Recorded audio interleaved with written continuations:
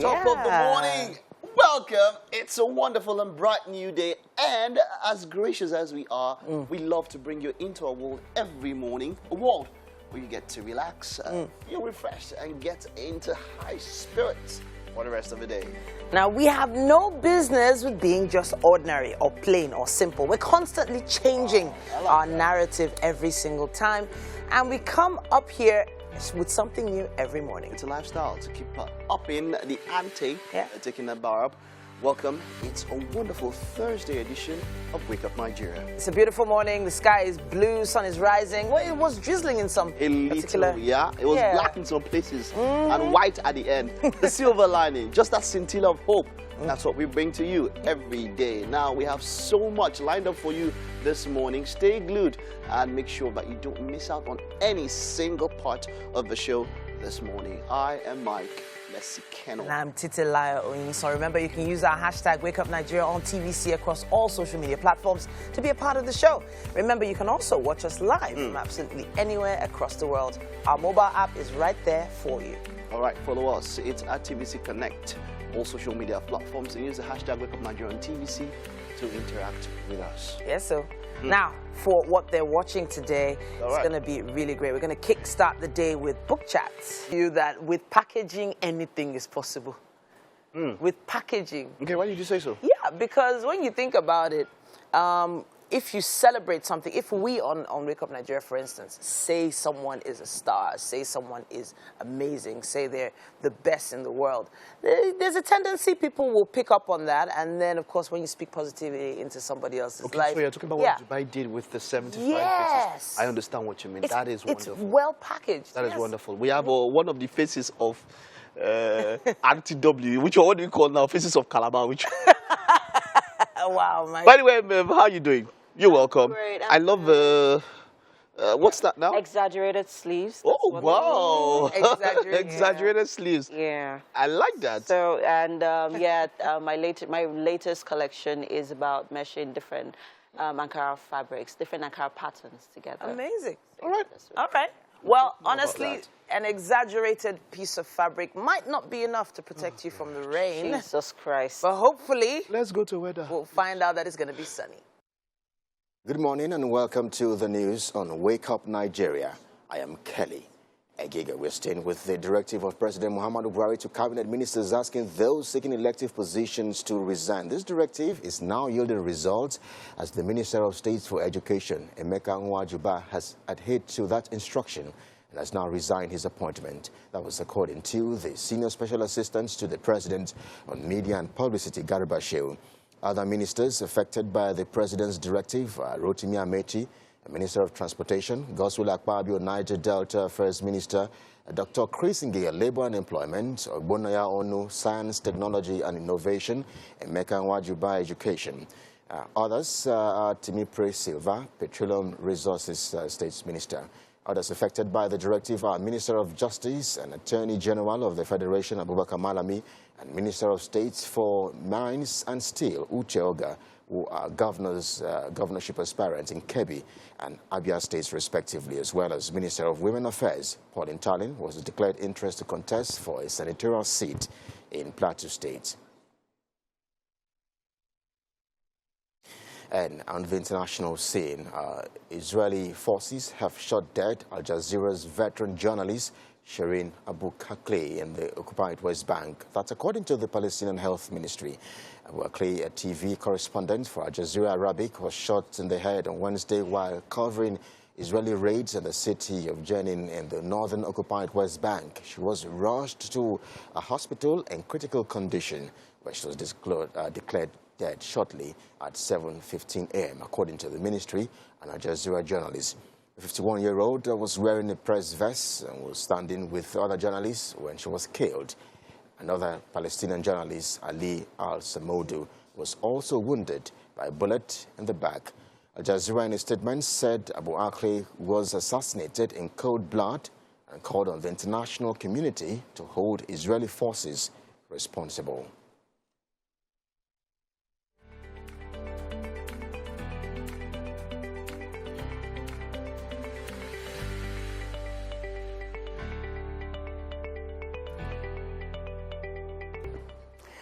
Thanks so much for staying with us. It's time for us to take a quick look at what's happening on the covers of the papers this morning. And we're going to start with The Punch.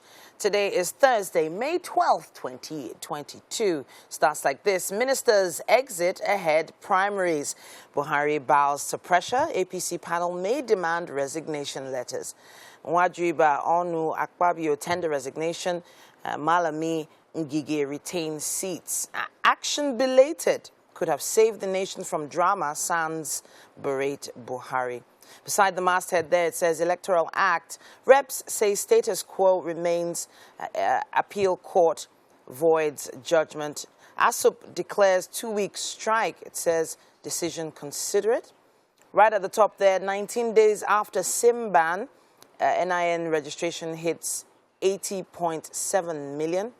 And it also says here, INEC plans 3-week suspension of online voter registration. On the ASU matter, reps intervene. Students shut down Lagos-Abeokuta Road.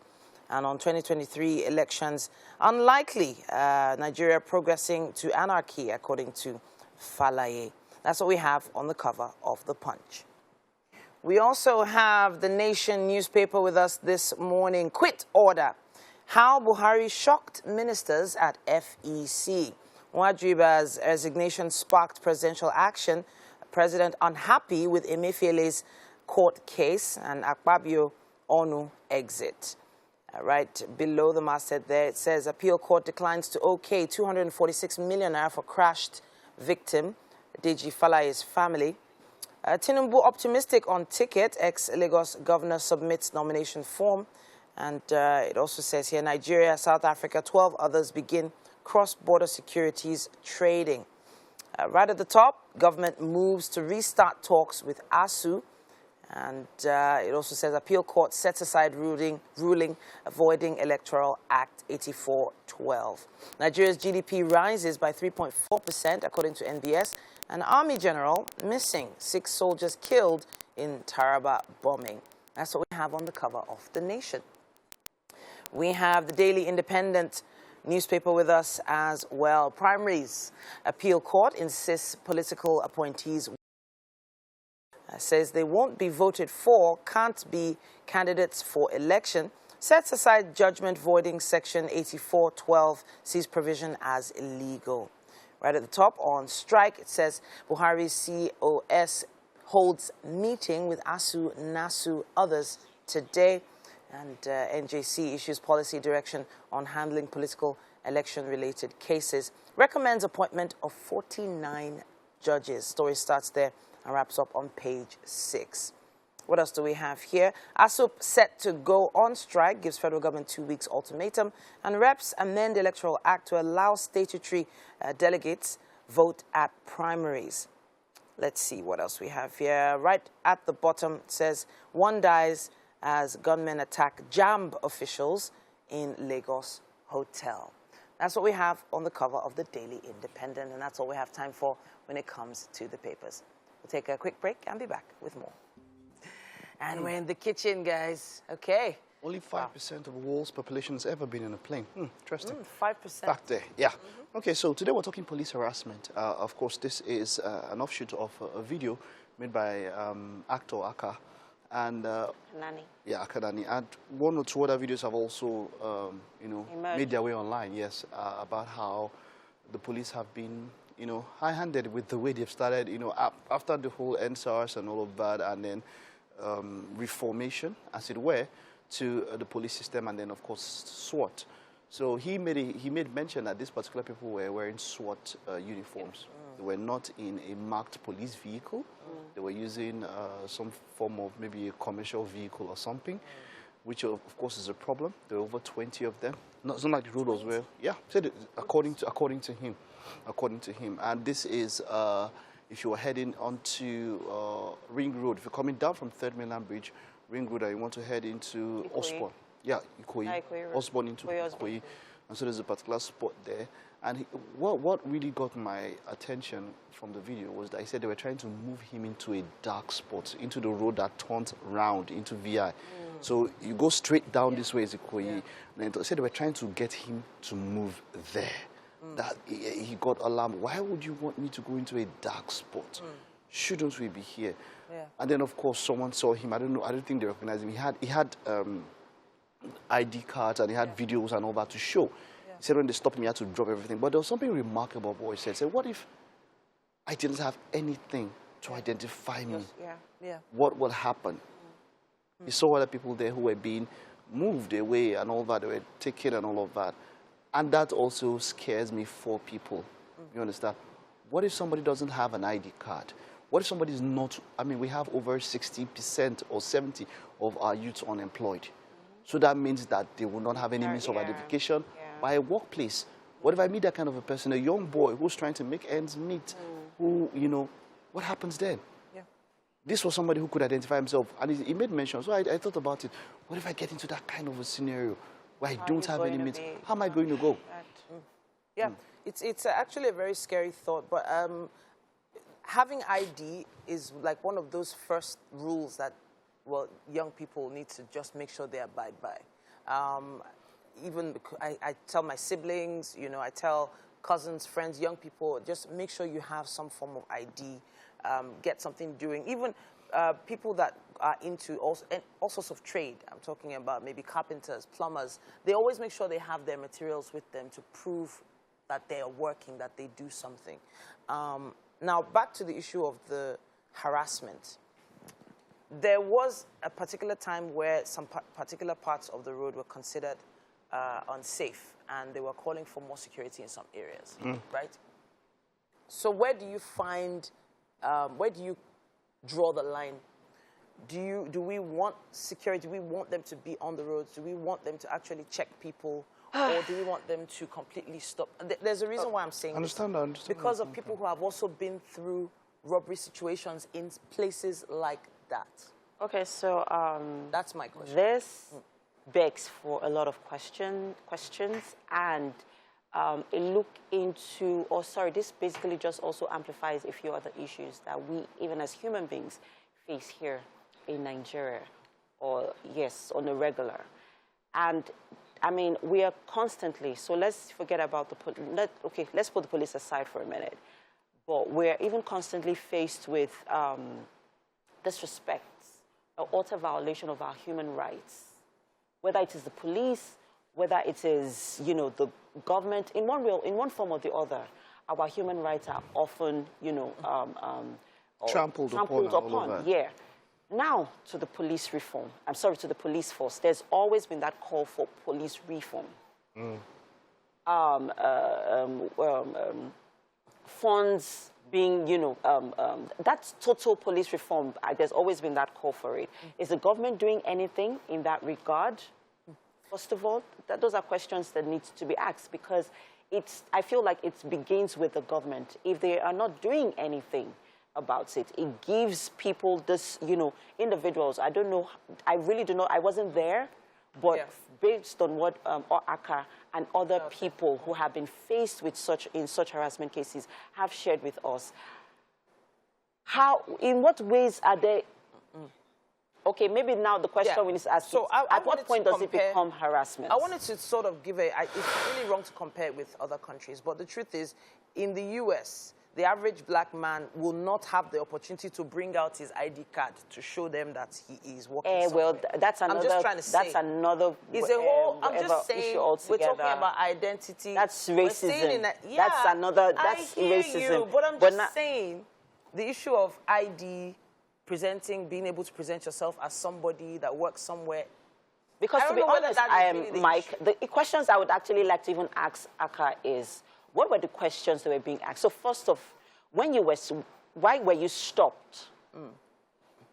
I feel like there are certain questions that you should be able to ask policemen when you are faced. No, allow me finish, please. When you're faced in such situations. I wasn't there, like I said earlier on.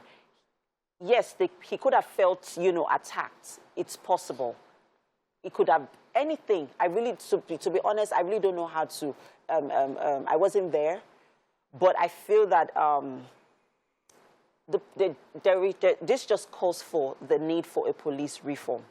I'm just going to, you know, end there. So, as it stands here, hopefully, there are a lot of hotspots that we know. We know Akpom on that bridge, or Akpom on the bridge. We know Long Bridge, a few places that I think the police knows. Ikeja, Oshodi. We need more people in such places. We need the police in such places. If they are there, yeah, we'll need them at those places that we know that there are problems. And hopefully, let's hope that the police is not harassing people, you know, asking them for things. I mean, he said that he had the key holder. There's a key holder he had that was a drum, and they said that was jazz. That's taking it too far. So we call on the police. We know they are good ones, but please, please, please do your best to ensure that you make us believe that statement that you are our friend. Say police is your friend, right? Please be our friend.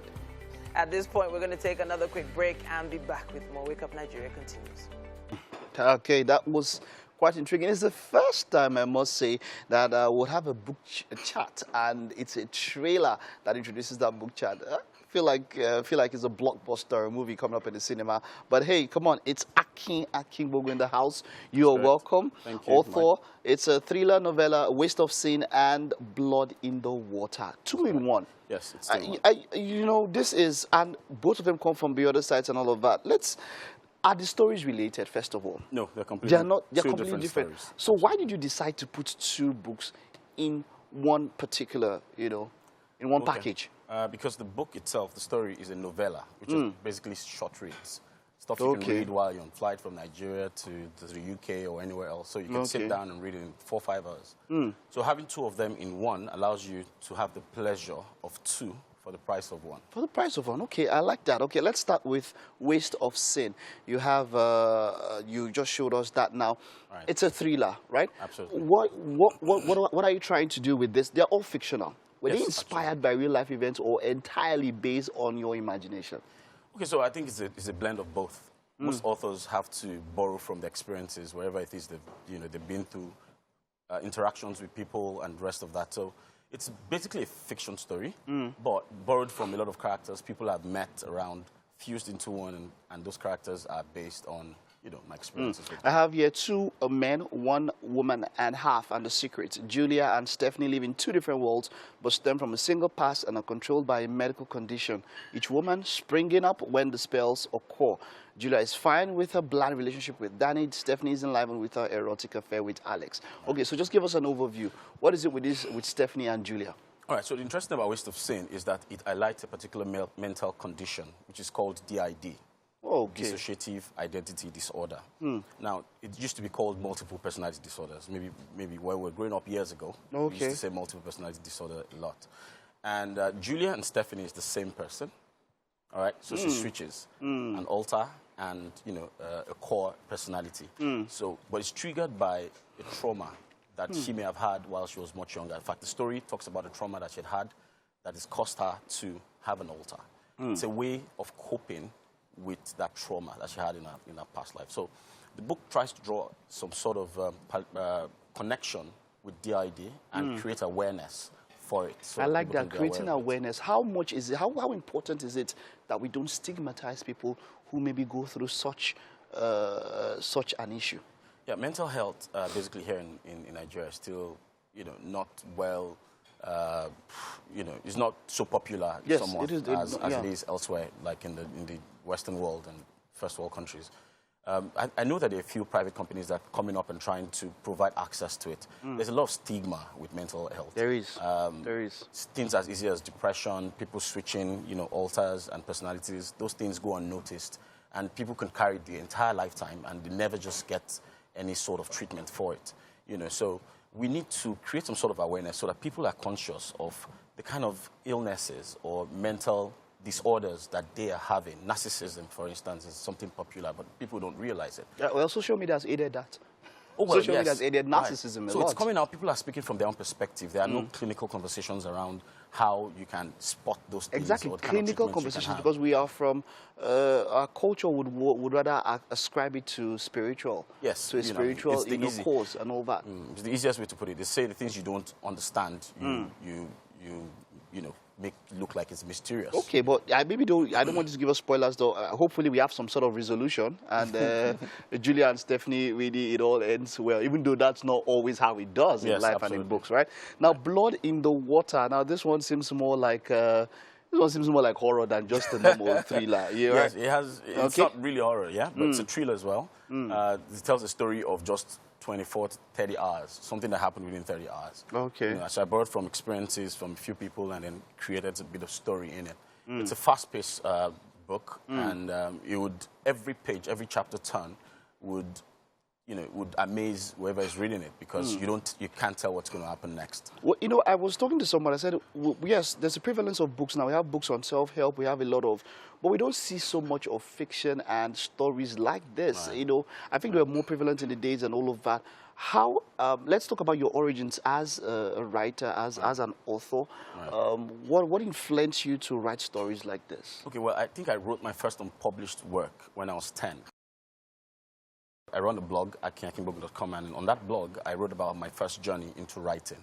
And when I did write, my dad took an interest in it, and then he had that play. It was a play I wrote, typed out, and he had it bound. And then he gave it to me, and I liked it. I liked the fact. Your dad did that? Yeah, he did that. That was when I was just 10. You know, and I stopped writing after I was done in secondary school. He didn't tell you to go and be a doctor, or a lawyer, or a lawyer? Well, he knew.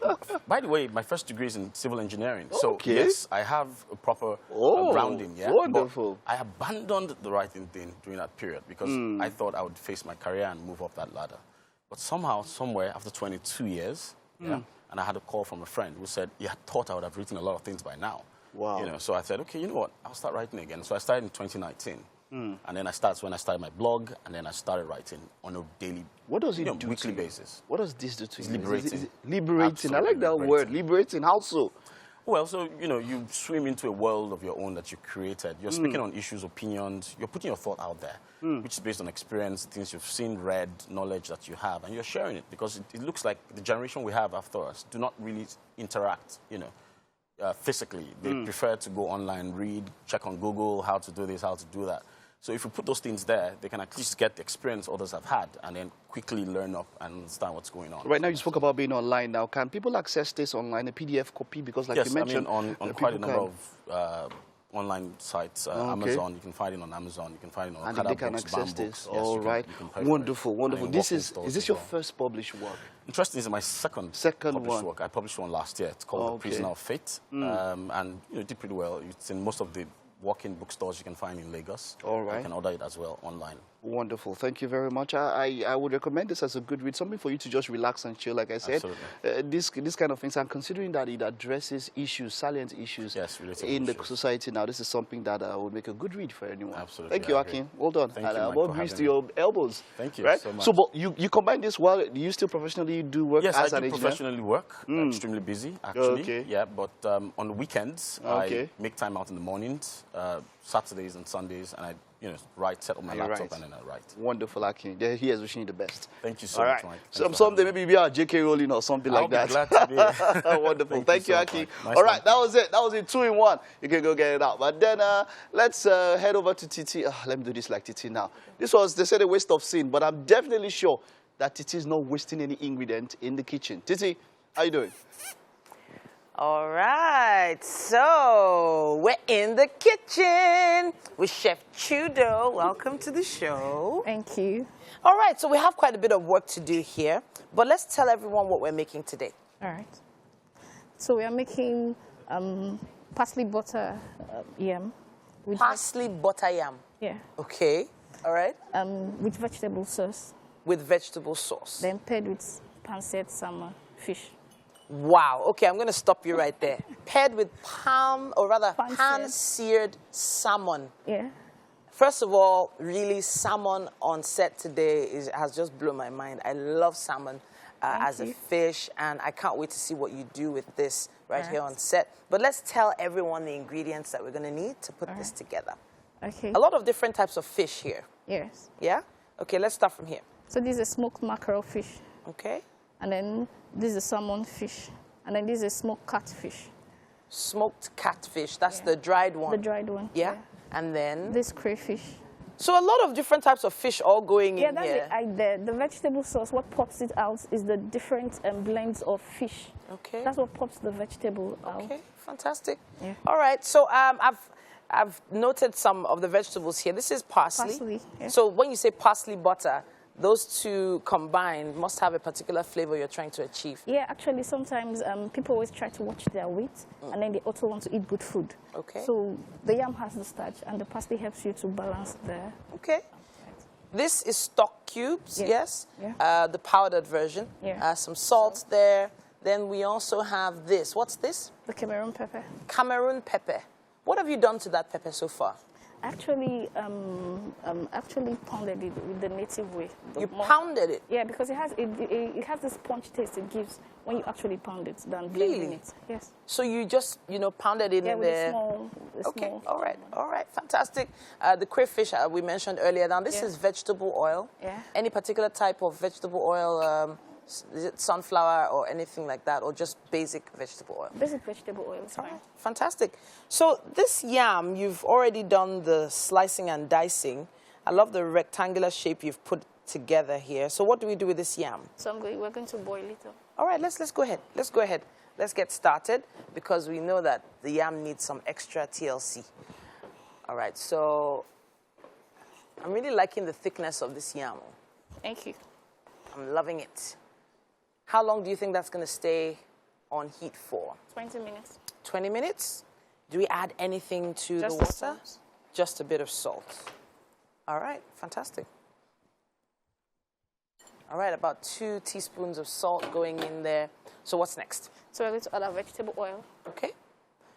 So that's about half a cup of vegetable oil there. So we're going to allow it to actually get hot so that when you add the onions, it's going to give you that feeling. That sizzle. Yeah. Okay, let's see if it'll give it that sizzle now. Try it. Okay, yeah. Let's see. Speaking of onions, what have you done to the onions? It's been chopped. Just chopped? Finely chopped? That's all? That's the sizzle you were waiting for? Yeah. Fabulous.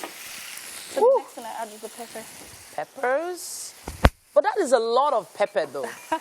So in Nigeria, sometimes we like it a bit spicy. Okay, all right. Now, there's going to be a lot of talking happening right here on set. I hope we don't start sneezing as well. No, it's not going to be that very hot. All right, hopefully not, because that is a lot of pepper. It's even changed the color of the onions. That's how much pepper that is in there. That's the idea, actually. Fabulous. All right, so hopefully you're watching closely. We're blanching the onions with the pepper in some hot vegetable oil. The yam is put to the boil. There's still loads of different types of fish to work with here on set. You don't want to go anywhere. Let's take a quick break and be back with more. This is cooking here, and this would have been a really splendid birthday meal for someone out there. Maybe if you could try this, it might make your birthday extra special. We have Chef Chudo. How you doing? I'm doing good. So far, so good. Things are smelling nice. Let's check on that yam that we're making. You said we're making parsley butter yam, right? Yes. Parsley butter yam. So are we there with the yam? Just a few. Very close. Yeah. Hold on. Leave it open. Let everybody see. Let them see. Okay, so the chunks of yam are not as white as they used to be. They're getting there. Yeah. Okay, fabulous. Great. So now let's talk about this sauce. You've added vegetables to that. Is that ugu leaf you added? Yes, that's ugu leaf. Ugu leaf. Yes. To the pepper and onions, and you've basically just turned it in there. Yes. And taken it off the heat. But what are we adding to the sauce now? So we're going to add all the various fishes, the smoked fish and the dried fish. Okay, go ahead. Go ahead. Add the, I know you've deboned the fish already. So that goes in there. And this is the catfish. So essentially, how long do you think it's going to take for all that to get in there now? Just about a minute. Just about a minute? Yes. Okay, fantastic. The vegetable is not supposed to cook, so it can still retain its ingredients and the nutrients. Okay, all right. I'm hearing that sizzle, that very important sizzle in there. And this is just all half a cup of vegetable oil doing this, not much else. Yeah. Okay, so fabulous. Whatever you're doing, you also have to be very conscious of your health. So you don't need a lot of oil while making your meals. Okay. Now this vegetable sauce seems like it's come together really nicely. You said 1 minute. I think that's about 1 minute right there. So now this salmon that I've been looking forward to cooking, let's talk about these guys right here. So what are we doing right now? So we're going to add a little butter into the pan and sear it. Okay. All right, some butter in the pan. Is this salted or unsalted butter? Unsalted butter. Okay. What have we done to the salmon so far? So I've seasoned it. What did we add? The fish seasoning, Okay. salt, a little bit of pepper to give it that punch. What type of pepper? The same Cameroon pepper so that it blends with the... Amazing stuff. all right. All right, so the butter is melting there on the pan. All right, so now the salmon just goes straight in. Yeah. All right. So we are going to give it 4 minutes on each side. 4 minutes. On each side. Okay, let me set my timer.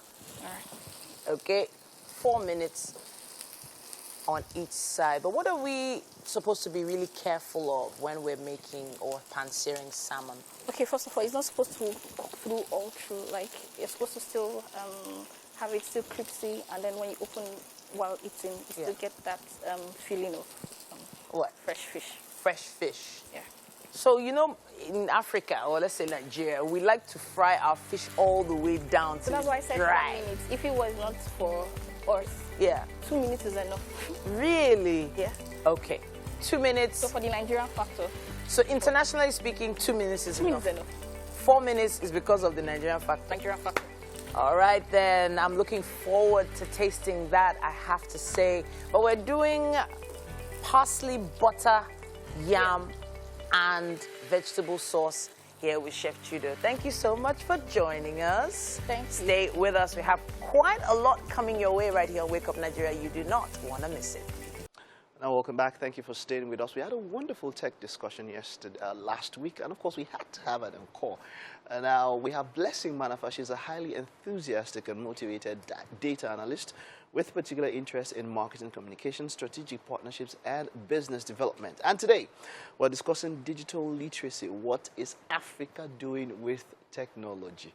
It is great to have you, Blessing. You're welcome. Here. Hi, Happy Mike. birthday in arrears, by the way. Thank you. It was a birthday yesterday. 2 days ago, actually. 2 days ago. How did you spend? How did it go? Well, I think that, when you get older, you feel like, what's special about my birthday? But I think it was just a feeling of gratitude. Just feel like, you've come quite a long way in your own way. And, you're just thankful for the journey. Basically. All right. Okay, so let's get straight to it. Digital literacy. What is Africa? First of all, what is digital literacy? Because that's a topic, a term that we get to use a lot that many people do not understand exactly what it means. Yeah, so digital literacy is basically a person's ability to navigate the digital world. And by navigating, I mean, how are you able to, find, evaluate, or communicate information on a digital platform? So it's like you have access to internet, but what actually do you know to do on the internet? So, I mean, most people, maybe you search for a movie, I want to download a movie, or I want to, find a course to learn. I want to, basically that ability to navigate that digital world to achieve a goal. So if it's I want to go to Instagram, I want to like a post, I want to, all that is digital literacy. And of course, literacy is measurable. So I know there are people who go on Instagram and all they do is scroll past. Find a nice picture, this is nice, that is nice. But realizing that there's so much more you can do with Instagram, or tapping into all that is available to you on Instagram is what digital literacy means. It's not just being a user, just a bare point user. It's like taking advantage of that platform. Like how, today people make millions of naira on Instagram and they do not have a physical shop. Or, so those are just people who, they probably do it themselves or they outsource that service to someone. So basically that is, and you see that has led to the rise of social media managers, social content creators who are not necessarily creating content for themselves, but you sell nice shoes. Let me come and take pictures of your nice shoes. Let me show it to the world in a way that anybody that has 15K to buy that shoe is going to buy. That's somebody who is taking advantage of, exactly, of what they know about the digital world. So, and that is a very key question because I was randomly having a conversation with a friend and he pointed out how on TikTok that there's something called an algorithm, right? So there's something people would say is Twitter Nigeria, there's Instagram Nigeria. Because you're in Nigeria, or whatever location you're in, you are more likely to see or interact with content in that geographical location. Okay. So if you by chance change your IP address and say, I'm in Canada, you most likely will be seeing content, people talking by about VPN or something. A VPN. So when you change when you change that, you see that you'll be seeing content from that country. From that country, exactly. yes. So the conversation I was having with the friend was TikTok China is not filled with people dancing and singing. What is it filled with, right? It's filled with people repairing electronics. It's filled with people teaching people how to couple a phone in 5 minutes. It's teaching people how to write code in 2 minutes. That is that is what the Chinese government have allowed to be on China's TikTok. Okay. And not to say that that's some sort of regulation that some people would not be comfortable with, because you're actually limiting the people to a particular Well, you are. The truth is, there's no decision or action that doesn't have like pros and cons. True. So yeah, exactly. So I would say like the pro of that decision would mean that you have like more engineers, or you have more people with interest at least in solution engineering. providers. Exactly. And not to say that singing and dancing is wrong. Of course, it has opened up its own doors, especially in Africa. Yeah. And I would say, what if we had a little more of educational stuff on our socials? You know, how would that so impact us? this is quite interesting. Let's have this conversation, because as much as some markets are designed in some particular way, your personal feed, there's a way the algorithms work on social media. Okay, so like me, yes. I recently started getting more involved with fitness, and I found out that because of the kind of posts I like, because of the kind of places I go to, my explore feed, the algorithm works in such a way that if on my first page, if there are about 20, actionable, or if there are 20 posts, about 15 of them have to do with fitness. Yes. So the algorithm in such a way also learns from what your likes are and all of that, and then it gets to put something together. So in such a way, that tells what Africa is interested in. That's quite true. Actually, that's quite true. And the truth is, you can't like something you don't know. So if you have to know something in order to decide whether, I like this or I don't like it. So it's like you can't know what the learning opportunities are if you are not even aware of what your options would be. So basically, you went in search of fitness. Maybe you had a conversation, or you looked at yourself in the mirror and were like, I want 6 packs, I want to live healthy. It was a personal decision. That 6 packs is hard, child, by the way, but just go ahead. But like, that was a personal decision. You knew about that. So imagine that you don't know you're overweight. Like, not you. Imagine someone that doesn't know they're overweight, someone who doesn't know what to look for. So I'm just saying that what China, I would say, has put in place in TikTok, on their case, is that you just stumble on a platform and you're like, I don't know what I want to do. And you say, this looks nice. It's putting a phone together. Basically, you're presented with learning options. So by default, that's what I was now saying. Yeah, you begin So I think I actually like fashion design. I'm just saying, like, that they have presented some form of options. So I would say... What are we doing? That's the question now. So we've sort of been put in the, if you're not singing, if you're not dancing, if you're not... But, I mean, there are other spheres like cooking. A lot of people have, ventured into cooking. People are teaching people courses, how to do data analysis. But, I mean, if you put that on the sphere of what kind of content do we see more?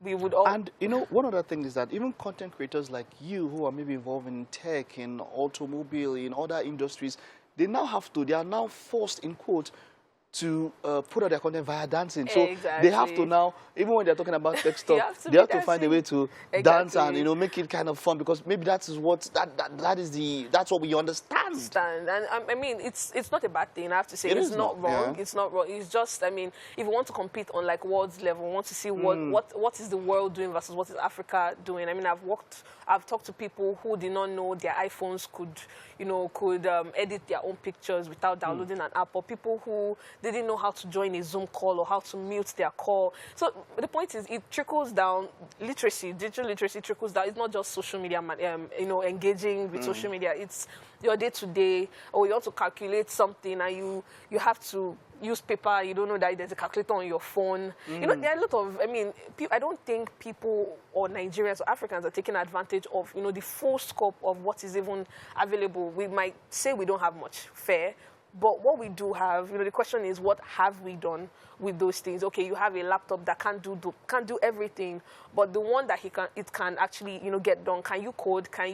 What are your interests? Have you taken advantage of those things that your current equipment can do? No, all of us now. It's camera quality that's the most important to all of us. But there is so much more. There's so I think much more. That's my. I wish we had so much time. We just have to round up. But Africa is still, can we say technologically, still an emerging market? Yes, definitely, It because is I mean we're going to see a market. rise in investors, people coming in to take advantage of the market, and yeah, definitely. So it's an onward journey. To be honest, there's no going back. All right, thank you so much for Thank putting you for having me that again. down. Digital literacy. I hope you're able to pick something out from it. Blessing, it was a pleasure having you. Thank you. All right, that's it. There's a whole lot more to come on the show. Stay with us. We will be back after this. Yes, now we've been looking forward to this conversation. Yes. Yeah. Finally, Gift Searing Salmon, a.k.a. GPS, the one who started her life's journey in customer service, has had quite a few leaps and bounds. Yes, she has. Yes, she has. And right now, okay, well, she has done, you know, she's been a delivery rider, and she's currently a female, she's currently the first female delivery rider in the UAE, and she's also one of the 75 faces of UAE. It's so good to have you join us here on the couch. Thank you so much. Thank you for having Welcome. me. Thank you for having me. All right, so that smile on your face tells me this job is not stressing you. It's not a stressful job at all. You're looking all fresh and all nice. And I was half expecting you to come in with a helmet, leather jacket. I wish I had them. You know, I don't know. When they say biker. That's what first comes to mind. Yeah, right? it's good to see you, you know. Out of my element. Out of your element. I love a good reason to dress up and be out of my normal self. Yeah. I mean, you have been in the UAE since 2015. Yeah, you know, right. so your story is a typical grass to grace story. Yeah. Take us through every experience that you have gone through. Yeah. Because it's one thing navigating, it's easier to navigate, you know, through these challenges in your own country, especially in your birth country. Yeah. But doing that in another country, despite the prejudice, discrimination, racism, I would like to hear your story. Talk to us. Okay. Thank you so much for asking that question, because sometimes I feel like this is a question that people don't actually ask. They just see me and they'll be like, that's Gift, I love her, I want to be like her. They don't know how I actually got to where I am right now. My journey actually started about 6 to 7 years ago when I first moved to the UAE. I was born into an average family, not super comfortable, but my parents was able to provide the needs that I needed while growing up. When I before I left Nigeria, I was in school, 200 level. I felt like things wasn't really going away, and my parents has actually sacrificed a lot for us, myself and my siblings. So I just wanted to do something back in return. I couldn't watch them struggle because things wasn't going as it was before. So I decided to travel. When I thought of the UAE, I knew nothing about Dubai, nothing about the UAE. I just felt the visa is easy to have. It's really easy to process. I don't have to stress myself much, so I went for the UAE. When I got there, initially I got in touch with a couple of agents that said, okay, we can help you get a job, when everything's going to go smoothly, and of course you had to pay. When I paid, I got to the UAE. The reverse was the case. There was no job. I had to start from the scratch. Wow. Searching and searching. I think it took me about 6 months to get a job. Sometimes I would even come to Nigeria without telling my parents, because before I left, I told them I already got a job. Wow. So coming back and saying, I remember sometimes they'll call me, I'll be like, Mommy, I'm at work, can I call you back? Wow. But then there was actually no job, nothing. Wow. I was literally like struggling to actually survive. But then as God would have it, I actually got something. And during that 6 months, trust me, I was looking for anything, cleaning jobs, anything, waitress, anything just to stay in the UAE, because I don't want to come back. I got nothing left.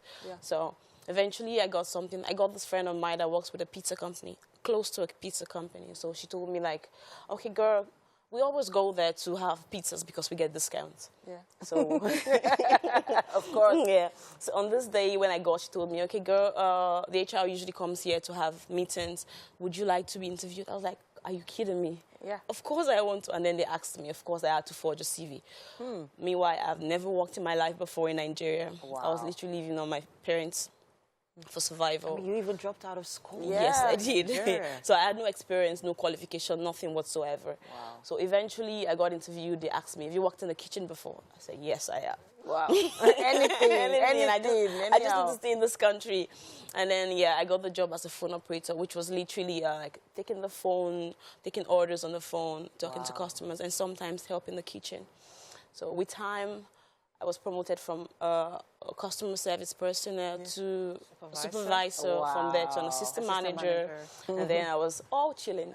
So me working as assistant manager actually got me closer to the drivers, because we have a lot of drivers, because it's a food delivery company. So I was like, okay. I see them sometimes, they go out and they come back, they be like, they call me sister. And I'll be like, sister, we got a tip today, sister, this customer was so nice. Wow. Seeing sometimes how they happy, like the way they were, and of course the money, the tips. The tips were that good. So, tell us about the first time you actually got onto a bike. The first time I got, okay, you don't want to know the story. Sometimes I would actually drive somewhere, I don't know my way back, I park and I use the metro, the train back. Wow. Yep, it was that bad. Wow. Because I'm kind of map blind.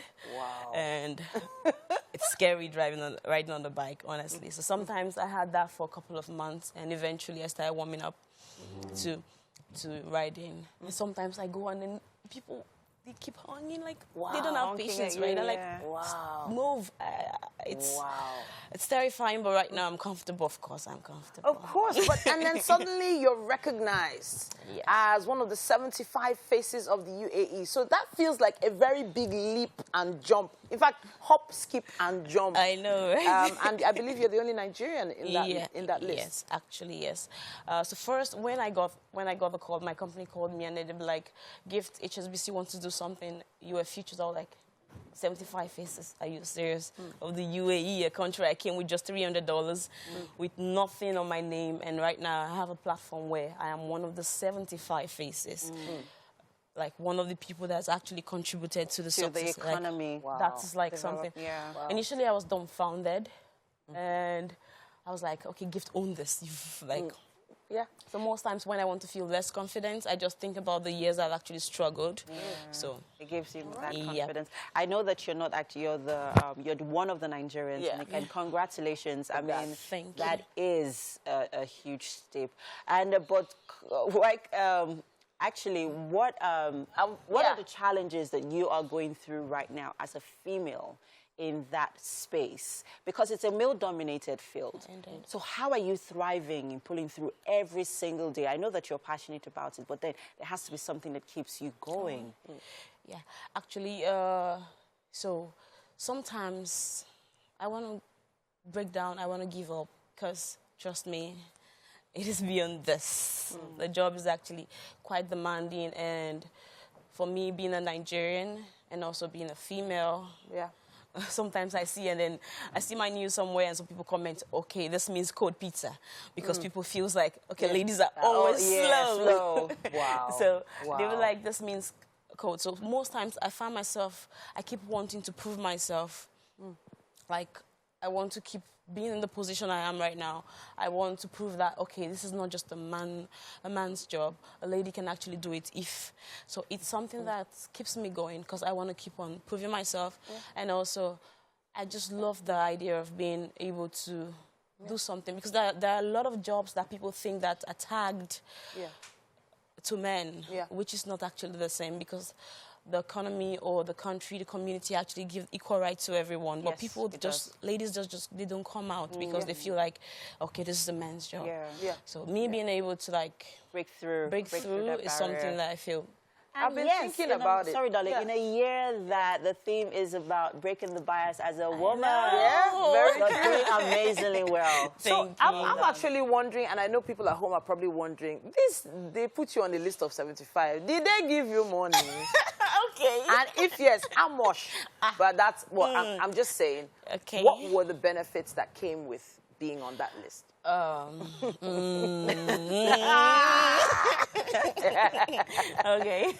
Okay. Apart from the recognition and of course the Just a little something. I can't tell you that. A little something in UAE is a big something. It's a big something. Like a property. Like a property. I wouldn't be here right now. I'll be in my house. Well, yeah. But are you an ambassador? Do you speak on behalf of them in any way? On behalf of HSBC, no. The company, yes, and some other, of course, local. All right. Local I know that you are the founder. You have an organization. Tell us about that. Dubai Getaways. What's that about? Awesome. Well researched. Okay. Of course we did. So Dubai Getaway Travel is a company that I actually founded in the year 2018 when I first got to the UAE. So I was doing my job. I felt like there was a lot of responsibility, trust me. Yeah. And I felt like my salary wasn't really meeting up to the responsibility I had. So I started off as a tour guide where sometimes I would, during my off days, I would help people that comes into town. They'll be like, gifts. I love taking pictures, by the way. So people see my pictures and... And then they see my pictures, they be like, I have a cousin coming to town, would you mind showing them? So there was this day I met a friend of mine, and when they were leaving, they gave me $300. Wow. And I'm like, okay, $300, that's... For showing you around. So this can actually be a part-time job, so I started it. Wow. I started doing it for part-time, doing visas, ticketing, and eventually I decided to register my company here in Nigeria. You're my girl. Honestly, hustle queen. Yeah, I mean, after all this work, and I mean, we have taken so much from you. Well done, sister. Thank you so much. Well done. You have done amazingly well. Yes. I am so proud of you. I'm sure Titi is as well. And mind blown. Yes. Thank you, But Mona. you are going to get a taste of what we have in the kitchen. Yay. Chef Chudo's been hard at work in the kitchen, putting something together.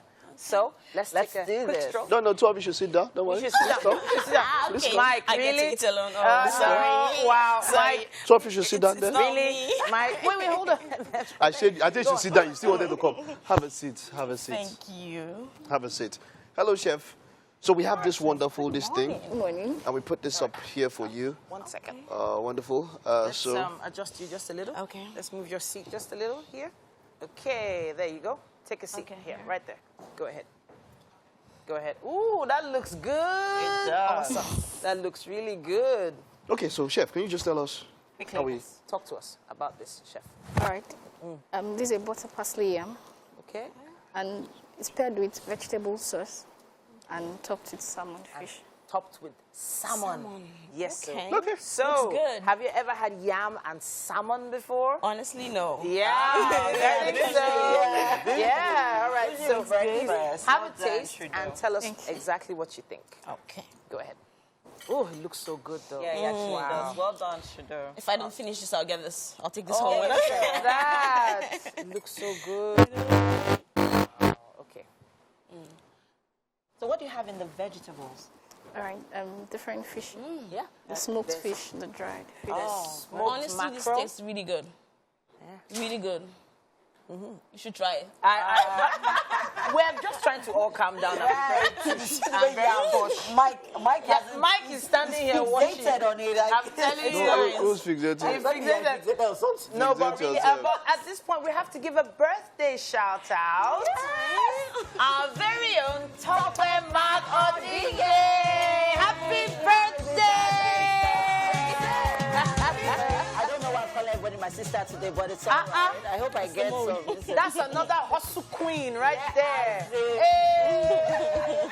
Can learn a thing or two from you, sister. Happy birthday. God bless you. God keep you. Happy May birthday. God meet you at the point of your need. Amen. Have an amazing year. Yes, We so. love you, Talkware. All right. All right. Thank you so much, Thank you Chef. so much for joining us. Thank you so much. I'm honored. All right, then. All right. But See you tomorrow. Bye-bye. Bye.